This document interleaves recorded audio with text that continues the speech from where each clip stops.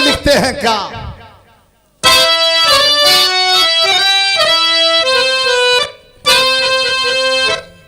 हम है करते नमन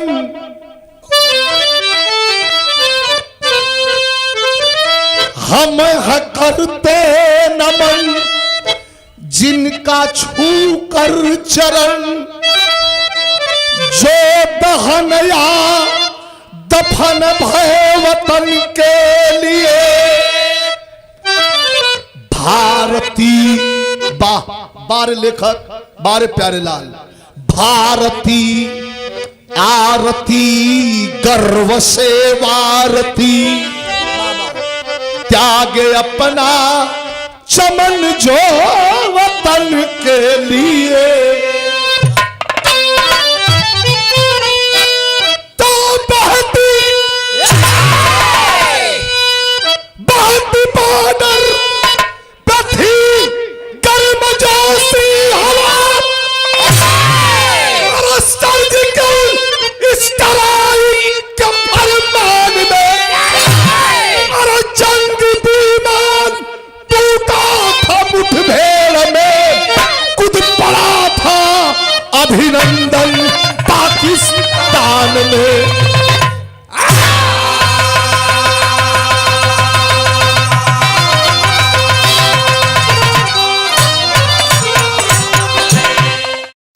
कभी जी लिखा था मन, बहती बॉर्डर पर थी गर्मजोशी हवा, सर्जिकल स्ट्राइक के फरमान में जंगी विमान टूटा था मुठभेड़ में, कूद पड़ा था अभिनंदन पाकिस्तान में। पूरा देश, क्या बात है, पूरा देश सरगर्मी में था। हमारा अभिनंदन, हमारा अभिनंदन, बिग कमांडर अभिनंदन वर्धमान। तनी से एक लाइन सुन ली है, बड़ी काम का चीज हो, आप लोग देखले हुए यूट्यूब पर, बनावटी नहीं है, ये बनावटी नहीं हो। आप लोग यूट्यूब खोल लिया ना, धड़ धड़ धड़ धड़ पूरा आ जाए विस्तार। दुश्मनों के लड़ाकू विमान का पीछा करते हुए अभिनंदन आकाश में मार गिराने के प्रयास से बढ़ते चला गया और बढ़ते बढ़ते पाकिस्तान के आसमान में उड़ रहा है और पाकिस्तान के जंगी विमान को मारकर ध्वस्त कर दिया। पाकिस्तानी सोच गए, अरे ये कौन है भाई, किसका विमान है ये, हमारे विमान को मार गिराया। 4 जंगी लड़ाकू विमान छोड़ करके पाकिस्तान अभिनंदन वर्धमान के विमान को अब घेरवा लेता है। यह कहानी का खाका है, गौर कर लीजिएगा, हृदय पसीज जाएगा। जरा भाव स्थल पर गौर करिएगा, बतौले कि ऐसे बढ़िया बिरहा नहीं हो। तो अभिनंदन वर्धमान को 4 लड़ाकू विमान पाकिस्तानियों के घेर लिए हैं, गोलियां गोला उगल रहे हैं, विमान क्रैश हो गया, मार दहल गया, धू धू करके जरे लगल अभिनंदन हमारे भारत वाले का विमान। आज जब जरे लगल तो बटन लगी हुई है, दबा दिया बटन, ऊपर का कॉकपिट खुल गया और सीट सहित अपने आप को लड़ाकू विमान से बाहर कर लिया। धीरे धीरे पैराशूट के द्वारा धरती पर गिरे लगे और धरती पर गिरा हजारों फीट ऊपर से, तो कमर में चोट आई है, लेकिन 15-20 लोग घेर लेते हैं और गिर करके अभिनंदन पूछ रहा है कि भैया हम हिंदुस्तान में कहां हैं, क्या ये भारत है? कुछ पाकिस्तानी कहते हैं चुप चुप, हाँ हाँ ये भारत है। भारत माता की जय, पाक हिंदुस्तान जिंदाबाद का नारा अभिनंदन जब लगाया तो पाकिस्तानियों के धैर्य का बांध टूट गया। जोर से आवाज लगाया, ये तो दुश्मन है, पाकिस्तान जिंदाबाद, पाकिस्तान आर्मी जिंदाबाद का नारा लगाने लगी। अभिनंदन समझ गया कि बस करिए, हम दुश्मनों की जमीन पे उतर गए। यही जैसे कहानी की शुरुआत पे पूरा देश आग बबूला है, इंडियन आर्मी के जवानों ने फरमान जारी कर दिया, मिसाइलें पाकिस्तान की तरफ घुमा दी गई कि अगर 24 घंटे के अंदर हमारे अभिनंदन को आजाद नहीं किया तो पाकिस्तान का नाम दुनिया के नक्शे से मिटा दिया जाएगा। ऐसा हमारे जवानों ने कहा।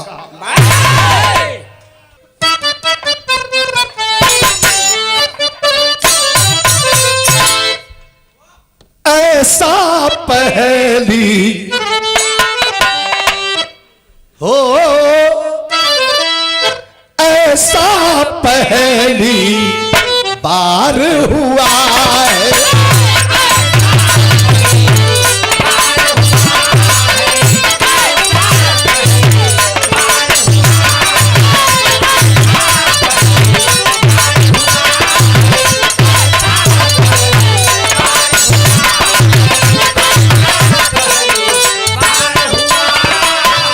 ऐसा पहली बार हुआ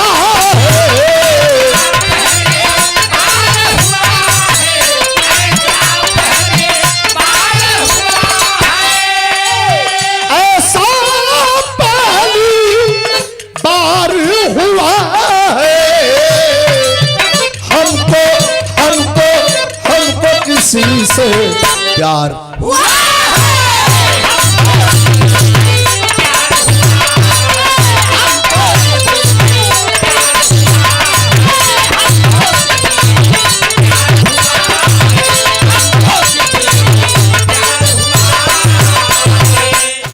लाइन एक फौजी के लिए लाइन लिखल गई कि होकर अरे होकर के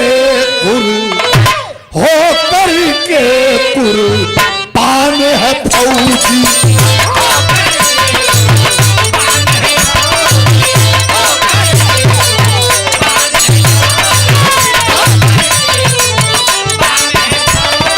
अरे होकर के कुर्बान है फौजी,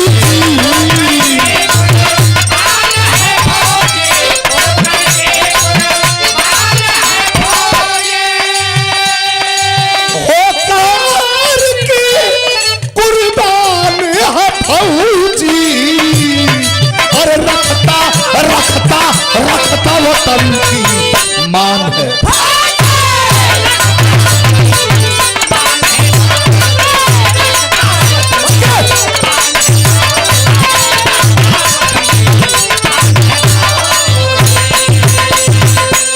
ये 4 लाइन आपको सिद्ध कर देगी। एक फौजी के लिए भाव है क्या?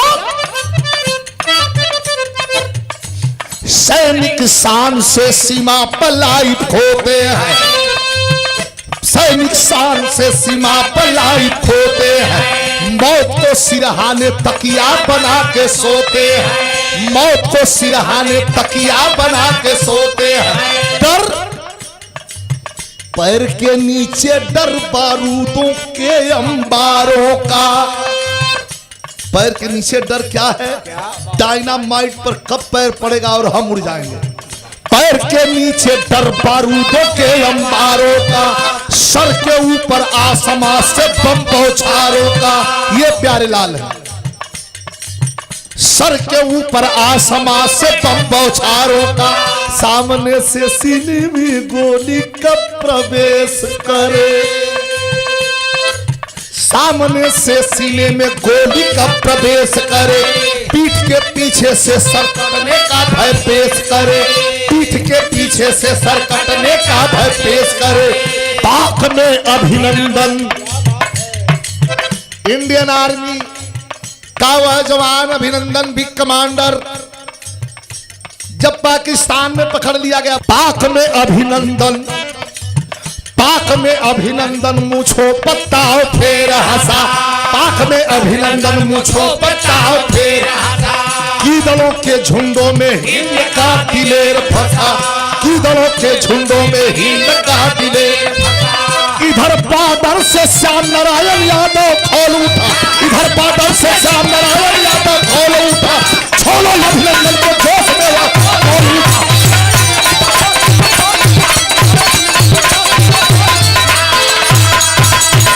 श्याम नारायण यादव, श्याम नारायण यादव तनी परिचय ले ले हरिया। जनपद शहीदी धरती का जिसको नाम दिया गया, गाजीपुर शहीदी धरती मेरा पैतृक गांव, जहां मेरा जन्म हुआ। गाजीपुर जिले के ग्राम हसनपुरा बिरनो थाना के बगल में वो गांव है, निकट कहोतरी चट्टी। हमारे ये रामकुल भाई पहलवान, इनके घर से बिल्कुल 500 मीटर की। मैं अपने बीच में रहने वाले उस नौजवान को आपके बीच में रखना चाहता हूं। श्याम नारायण यादव बहुत अच्छे पहलवान, क्या बात है। सिराज पहलवान के अखाड़े का पट्टा अब वहीं तो निकलते रहला, तो भर्ती हो गई, सर्विस पूरा हो गई है।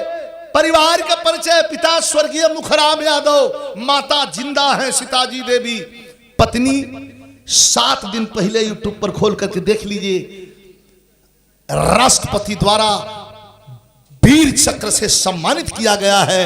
राष्ट्रपति के हाथों द्वारा उस महिला को श्याम नारायण यादव की पत्नी प्रमिला देवी। तब 5 भाई 1 बहन, 2 बेटे अरविंद और प्रमिंद। परिवार बड़ा भरल पुरल हो। श्याम नारायण यादव के अब तो रिटायर की तैयारी हो, 7-8 महीना में रिटायर हो दी है। तो कभी लिखते हैं कि इधर बॉर्डर से श्याम नारायण यादव कॉल उठा, छोड़ो अभिनंदन को जोश में वह बोल उठा। आर्मी, इंडियन आर्मी के नौजवानों ने मिसाइल को रख दिया, ब्रह्मोस मिसाइल तान दी गई पाकिस्तान की तरफ। उतर हाली अमेरिका का फोन आयल, बड़े बुद्धिजीवी लोग बैठे हैं, बिरहा कोनो खेला उना रगल लटरम पटरम सटरम वाली। ये पब्लिक है डार्लिंग, सब जानती है कि कौन सफाई दे रहा है, कौन लपेट रहा है। तब इधर बॉर्डर से श्याम नारायण यादव कॉल उठा, छोड़ो अभिनंदन को जोश में वह बोल उठा, हमारे बिग कमांडर को जल्दी से जल्दी रिहा कर दो, वरना पाकिस्तान का नाम मिटा दिया जाएगा दुनिया के नक्शे से। अमेरिका का फोन आ गया कि जल्दी उसके बिग कमांडर को रिलीज कर दो, छोड़ दो, वरना भारत कुछ बड़ा करने जा रहा है। घबरा के तुरंत इमरजेंसी मीटिंग बुला करके और पाकिस्तान के लोकसभा में खड़ा होकर के वहां का फट्टू प्रधानमंत्री जब से बैठा है पाकिस्तान के तख्त पर, पाकिस्तान की हालत बद से बदतर होती गई है। हिंदुस्तान से रार रोप लिया, हिंदुस्तान का दवाई, हिंदुस्तान का खाद्य सामग्री, हिंदुस्तान का सब सामान जो आना जाना रहल, दान प्रदान जितना हल कुल रोक दिहल गल। हाय हाय हाय चिल्लात हूं। तो अमेरिका कहा कि जल्दी रिलीज करो, तुरंत आवाज लगौलस कि कल हम अभिनंदन को छोड़ने जा रहे हैं और बॉर्डर पर हमारे जवान मचल रहे हैं, यही कह रहे हैं। क्या मास्टर?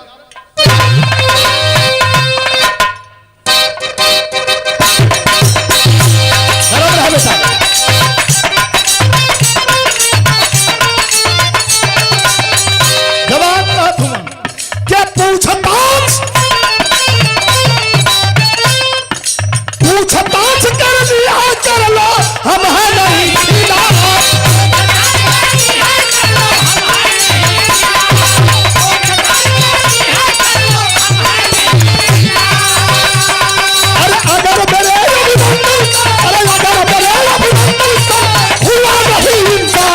सब नहीं करेंगे, पाकिस्तान करेंगे, हम सब नहीं करेंगे, पाकिस्तान करेंगे।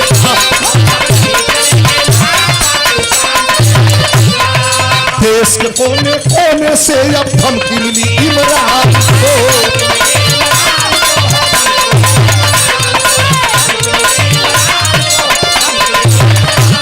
अरे पूरी इंडियन आर्मी ना छोड़ेगी पाकिस्तान को।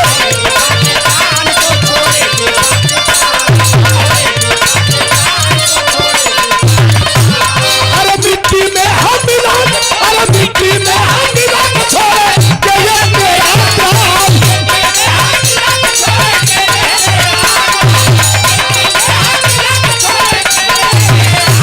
अरे अगर मेरे अभिनंदन सामने, अगर मेरे अभिनंदन सामने हुआ नहीं इंसाफ, हम सब नहीं करेंगे, पाकिस्तान करेंगे।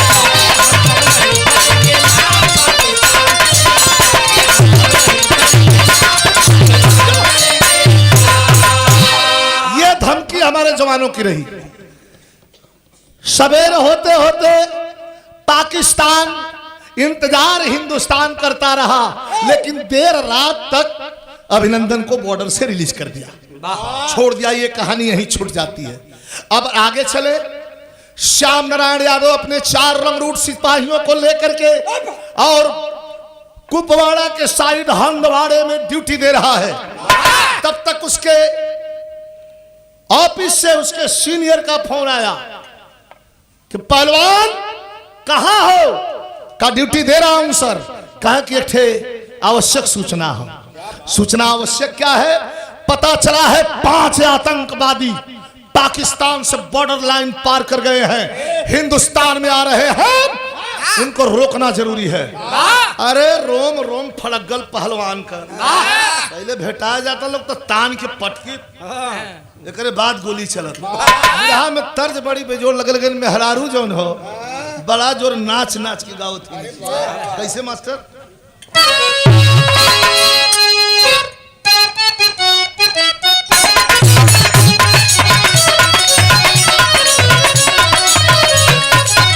कोरा में सट के उलाट के पलट के देले बड़ा दहिया तू।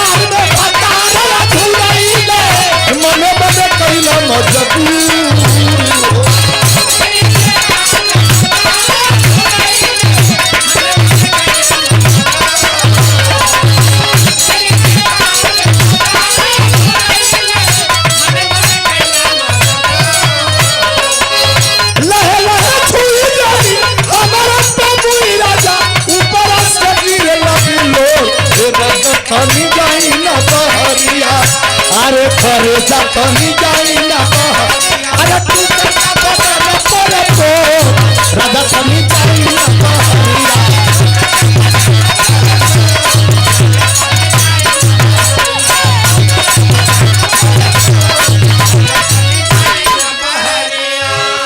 लेकिन भाव बढ़िया हो। कैसे? अरे जंगल दौड़ के कदो ना पीछे हट के फौजी जवानवा दिले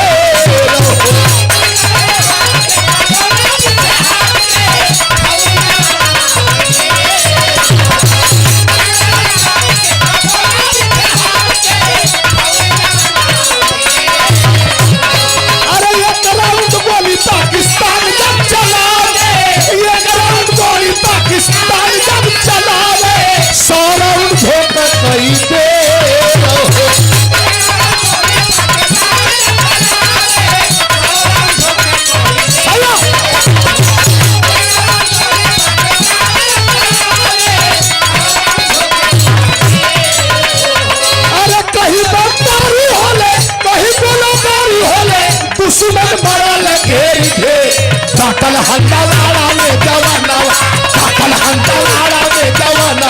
अरे सामरायण गाजीपुर का से काटल हंडवाड़ा में जवाना।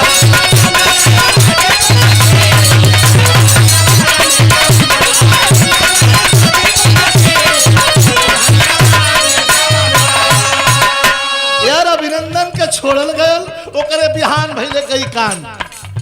हंदवाड़ा में ड्यूटी देत हुन, खोजे लगलन कहाँ हुन। सिविलियन से पता लगल कि देख 4 दुश्मनवा एकर पंथरा गनवा में हमार नया नया गवना। अरे देख 4 दुश्मनवा आ बड़ सधले निसनवा। अरे बोले इनकलाब बोली टूटी पड़ल जवनवा। देर राती जोर कैले, देर राती जोर कैले, तुमको ना लो प्यार कैले, चारों तरफ से लहलते कि काटल हंडवाड़ा में जवान। अरे काटल हंडवाड़ा में जवान। अरे गाजीपुर से काटल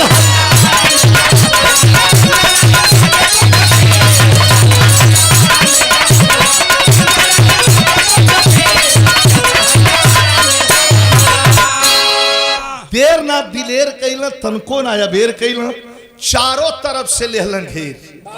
डटल हंदवाड़ा में जवनवा श्याम नारायण गाजीपुर का शेर अपने सीनियर के आदेश पर आया और पीछे की तरफ बढ़ करके देखा तो 4 आतंकवादी स्वचलित हथियार, स्वचलित अर्थात जौने कई बेर दबौले पर कई 100 राउंड झोंक दे और कुल बम बारूद लेकर के और पीछे बैठल हूं। जवान घेर लिया तो बिरहा में इस चौलरिया, जैसे एक चौलर का कई ठे रूप, चौलरिया एक ठे चौलर, एक ठे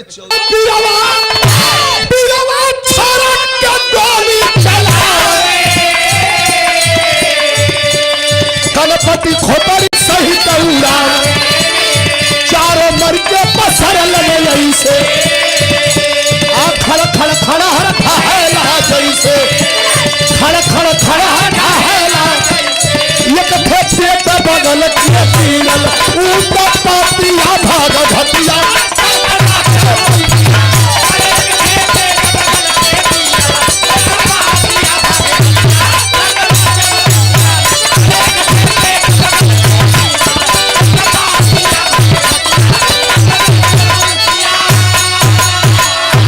बिरहा के मेन पॉइंट पर अब बिरहा पहुंचे।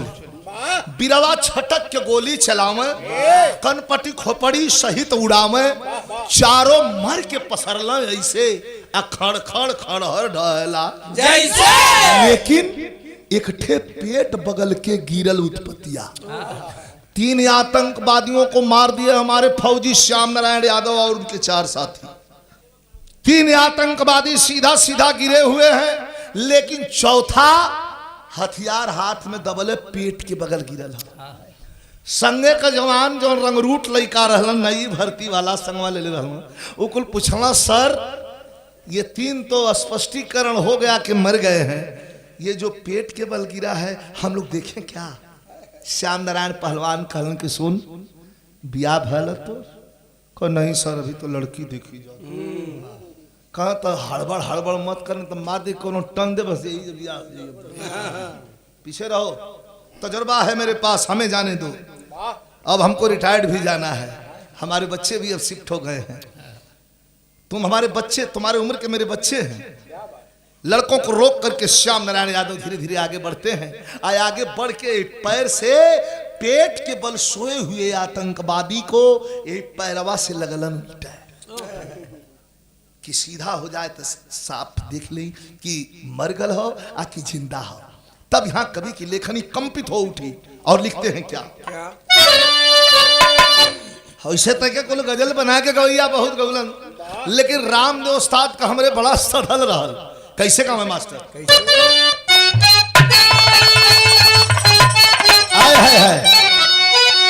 हमारे उस्ताद के ख्याल कह के गाँव कि ख्याल हो कैसे कि मेरे शंकर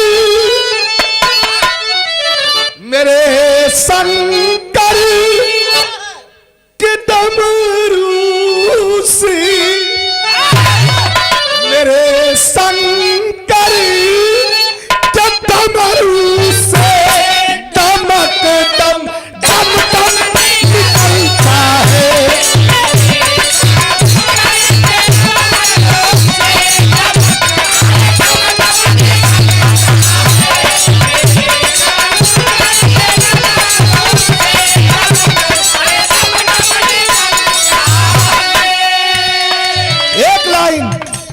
कभी कहते हैं दिया इस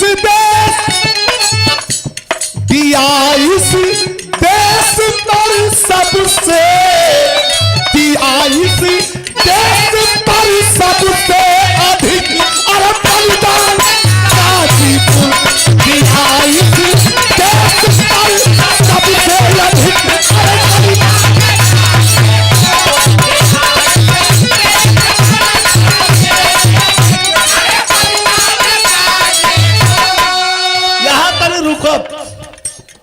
प्रश्न भी उठता है कैसे? गाजीपुर दिया इस देश पर सबसे अधिक बलिदान गाजीपुर। गाजीपुर में एशिया का सबसे बड़ा गांव गहमर, और गहमर में कितना फौजी हुआ? कितना? 6000 से ऊपर। गहमर के नाम से यूनिट चलती है। कभी कहते हैं क्या, दिया इस देश पर सबसे अधिक बलिदान गाजीपुर, समझ लो है हमारा, समझ लो है हमारा आधार हिंदुस्तान, समझ लो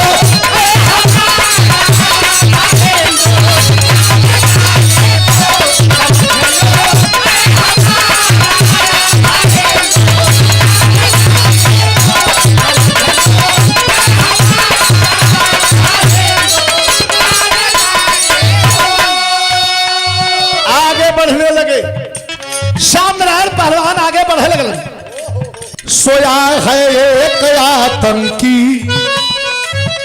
बहाना मौत का लेकर, सोया है एक आतंकी मरल ना बहाना मौत का लेकर, वतन के नाम आगे बढ़े लगला। उतना बहाना कैले हो, अपने हथियार पर टाइगर पर अंगली रखले हो और मरले के बहाना करके मुहे के बगल सुतल हो। सोया है एक आतंकी बहाना मौत का लेकर, सोया है एक आतंकी बहाना मौत का लेकर, तब वतन के नाम, वतन के नाम पर हरदम, वतन के नाम पर हरदम हुआ कुर्बान गाजीपुर।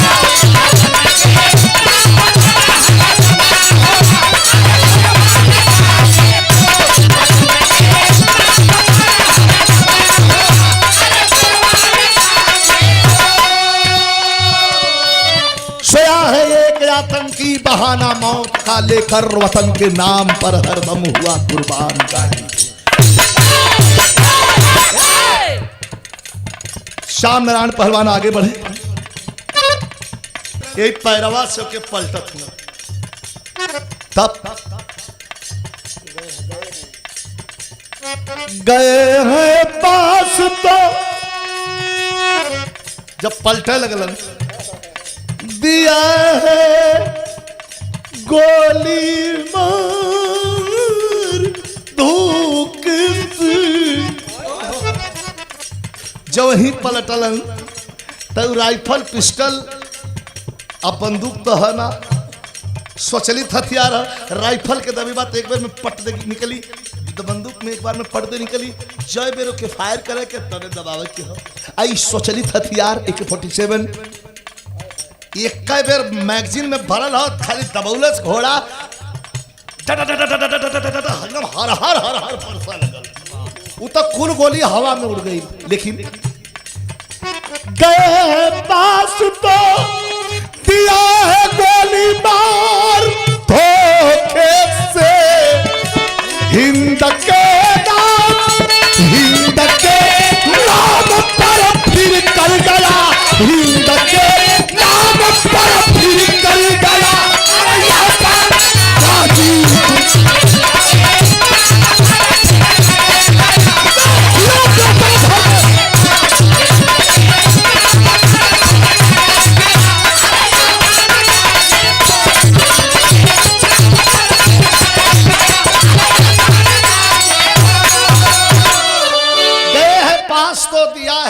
मार धोखे से, हिंद के नाम पर फिर कर गया एहसान गाजीपुर। हर हर हर हर कुल गोली आकाश में चल गई, लेकिन दुई गोली।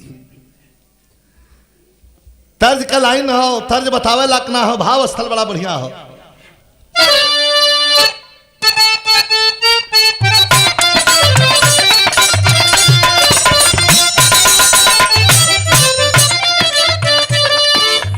तन को न दर्द आई, तन को न दर्द आई, आतंकी कमीना वाले।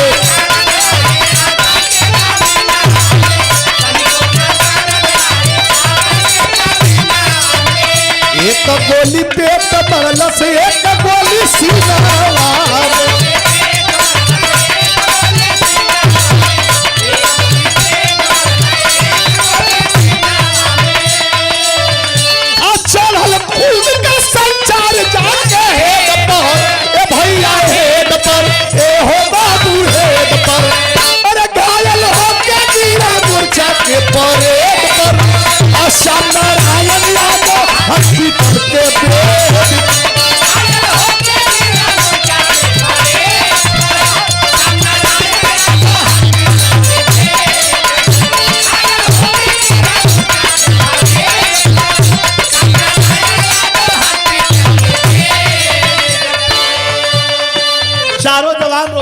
सर सर सर इस गोली पर हमारा नाम लिखा हुआ था सर, आप गोली अपने सीने में ले लिए सर।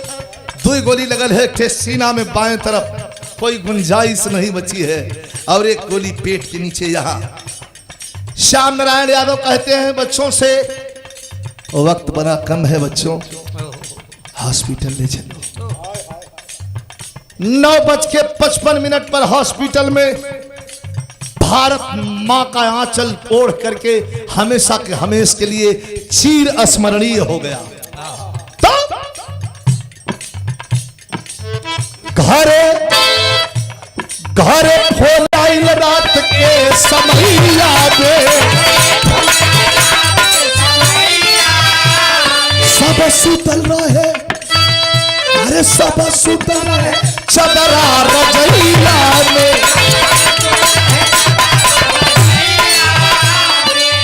हेलो बोले लाया भिखारी, जवाब देली नारी, ई फोन कैसन आइल आधी रात के।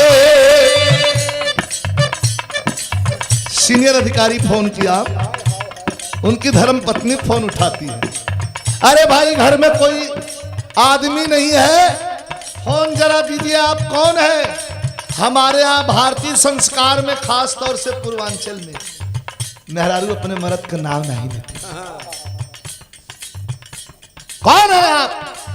कोई मर्द हो तो फोन पकड़ाओ, आर्मी हेडक्वार्टर से बोल रहा हूं, श्याम नारायण पहलवान के यूनिट से। दुल्हन कहलिन कि के हम जगावे जाई, सब कहां कहां सुतल बा। 11:30 बजे जौन बतिया हो मैसेजवा हमें के बतावल जाए, आप यूनिट से बोलत हई त सवेरवा वही फोन कैले रहा है, तो कहना है कि हम कोनो विशेष ऑपरेशन में है, सांझी का खाली हो तो तुझसे बात करब। कहा हूं तनी बतिया करा था। समझते देर नहीं लगी, फिर भी अधिकारी पूछ रहा है कि आप कौन है? जीव धक धक करत हो। कहले हम पहलवान का औरत है। अधिकारी रो रहा है, कुछ कहना चाहता है लेकिन मुंह से कहात नहीं बा। बोलल जाए आप के हैं? तो वही समय अधिकारी बोलल, का बोलल? कहे कि तिरंगे पे कुर्बान हो गया। धक दे करे जाकर सारी का बोलत है? कहे कि तिरंगे पे कुर्बान हो गया, सर पर कफन बहादुर लिया शौक से पान, तिरंगे पर कुर्बान हो गया।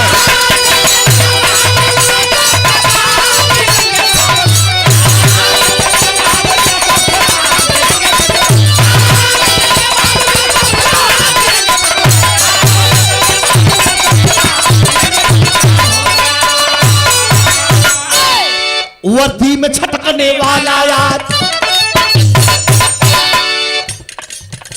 वर्दी में छटकने वाला यार, ताबूत में लेट के आया है, हर खुशियाली करके दफन, वह कफन तिरंगा पाया है।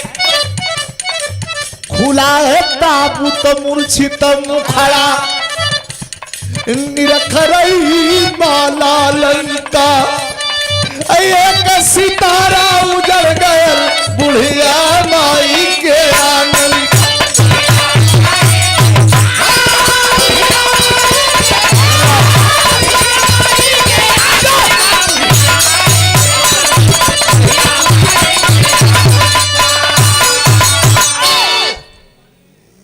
सैनिक सम्मान के साथ दाबतपुर एयरपोर्ट से मिलिट्री के गाड़ी में लेकर के शहीद श्याम नारायण यादव को गाजीपुर हसनपुरा उनके पैतृक गांव लेकर के लोग चले हैं।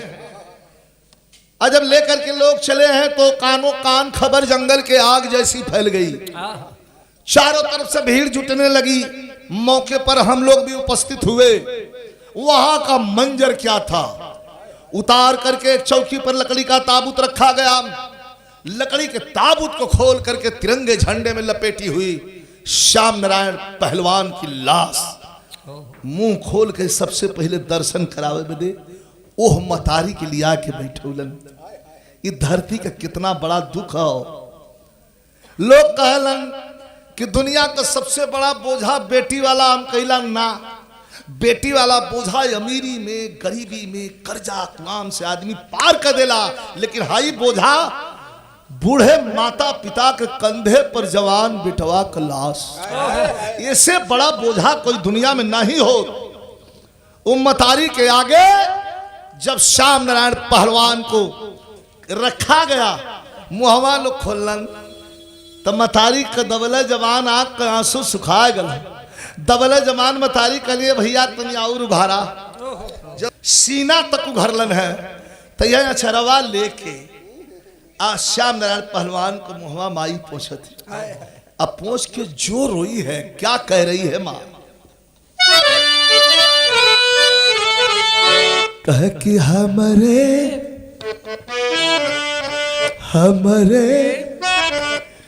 बुढ़ौती हमरे बुढ़ौती के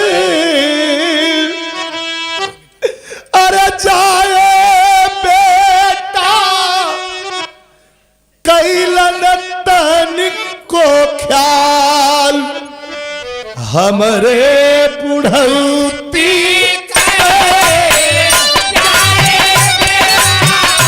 बहुत अच्छे।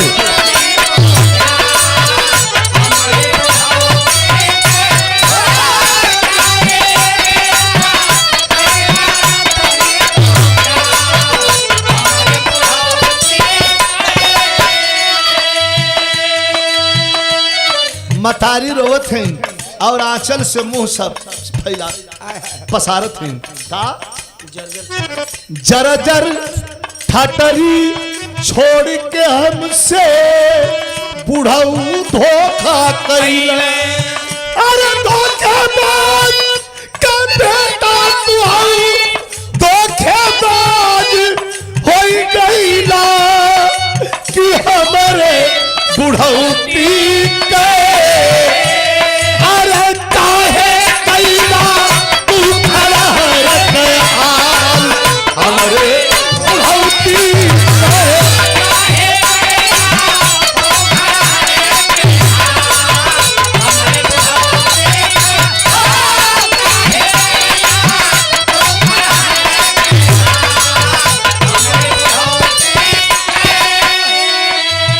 जेकरे कोख में एक लक्ष्मी पांच पांच गो देहला हीरा और कवन गुनहिया हम के गोसैया देहला ऐसन पीरा कि हमरे बुढ़ौती के फूक दलगावा तेल कीड़ा सनदाल हमरे बुढ़ौती के।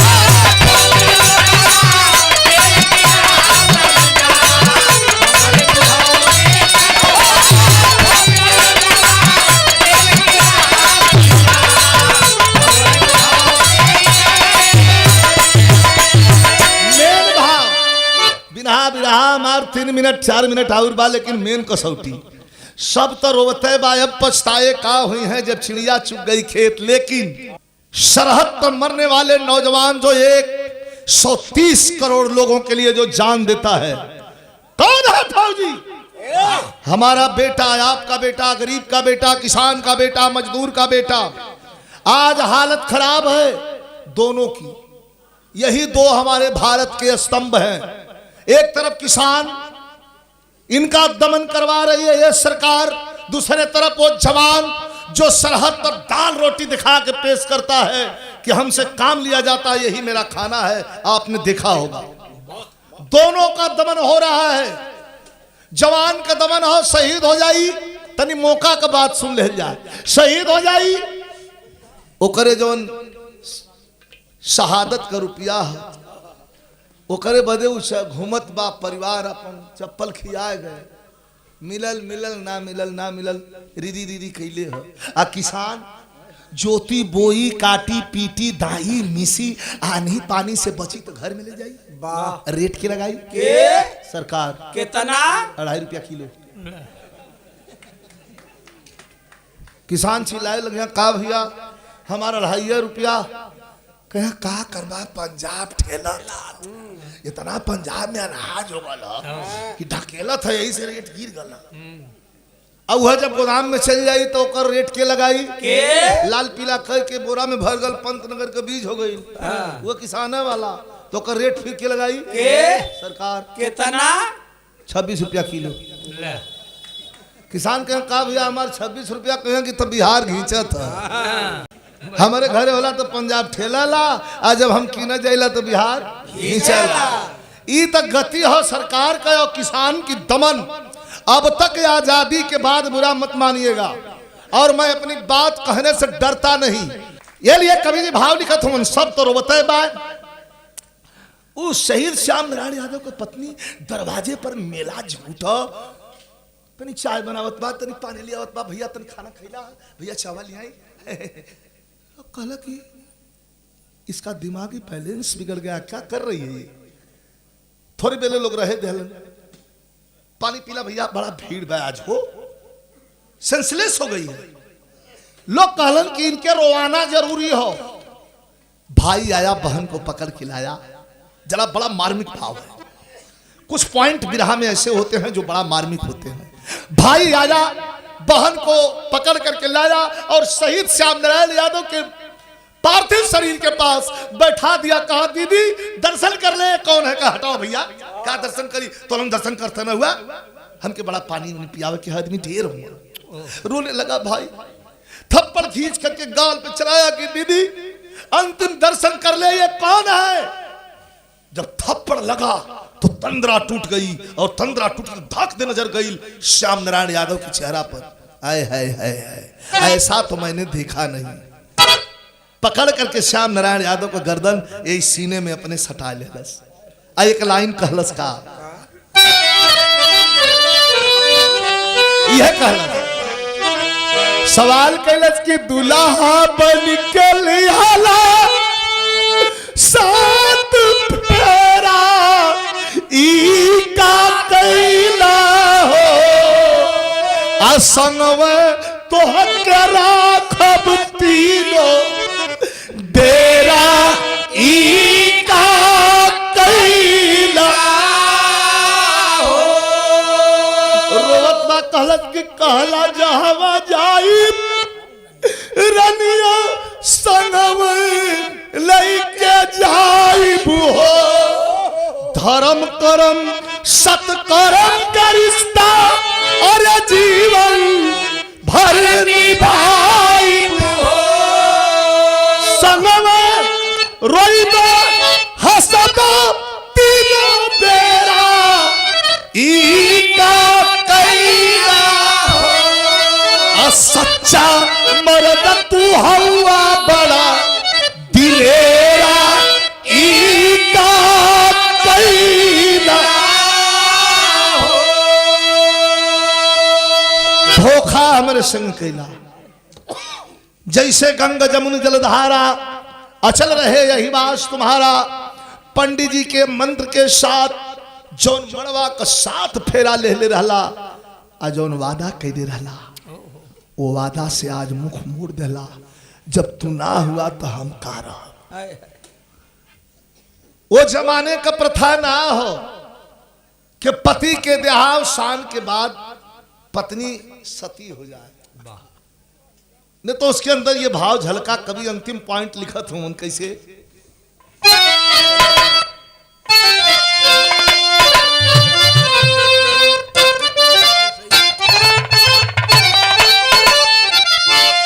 कि देश में शहीदी कि देश में शहीदी गाजीपुर का धरतिया भैया।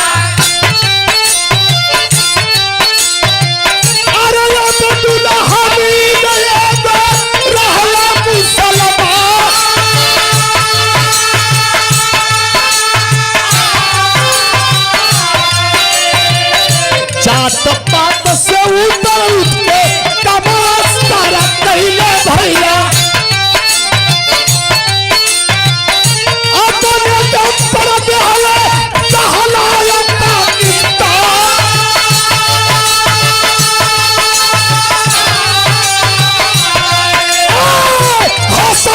से चल पहलवान वाली नसिया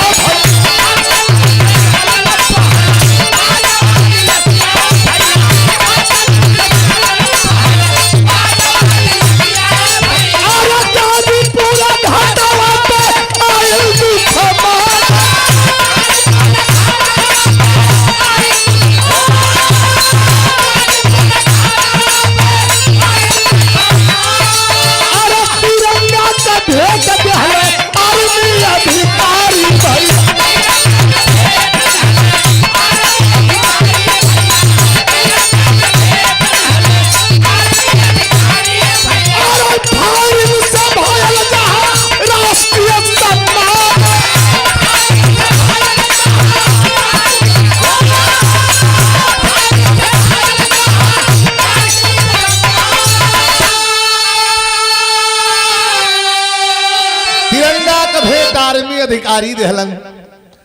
फायरिंग से राष्ट्रीय सम्मान कयल गयल। जवान को पंच तत्व में विलीन कर दिया गया। मेन भाव आखिरी लाइन। लोग घरे घरे के चल रहलन, लेकिन कभी लिखत हवन करता कदर कौन माता मही की, अगर जन्म लेने के रिश्ते न होते। आजाद होता वतन ना हमारा, अगर हिंद में ये फरिश्ते न होते। हमारे उस्ताद रामदेव गुरु गा के दुनिया से चल गई। चंद्रिका कवि जी लिख के चल गई कि वतन के इस बलवेदी पर जो वीर पुरुष चढ़ जाता है, वतन के इस बलवेदी पर जो वीर पुरुष चढ़ जाता है और ये जीवन धन्य हो जाता है और 7 पुस्त तर जाता है। 130 करोड़ लोगों के लिए जो अपनी जान निछावर करता है सरहद पर, हमारे लिए आपके लिए। जोगी जति साधु सन्यासी तपस्वी तपस्या करता है अपनी शरीर के तार जीव के तारनतार के लिए, लेकिन जो सरहद की कसौटी पर 125 करोड़ के लोगों के लिए अपनी जान को निछावर करता है, उसके 7 पुस्त का तरनतार होता है। ऐसा भाव सम्मान में कवि ने लिखा है और हमारे स्वर्गीय रामदेव गुरु ने गाया है। वाह। अच्छा, लवटलन लोग जब घरे तो दुल्हनिया जवन बात श्याम नारायण यादव का बड़का फोटो रख के एक समान वही फोटोआ के यहाँ रख के एक प्रश्न दाग दे। कौन प्रश्न?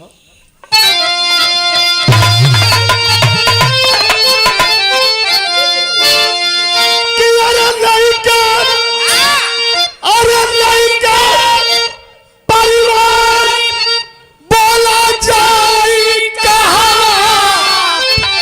और परिवार बोला जाए कहा कि तोहरे सेनुर का सिमरावा रखाई कहा।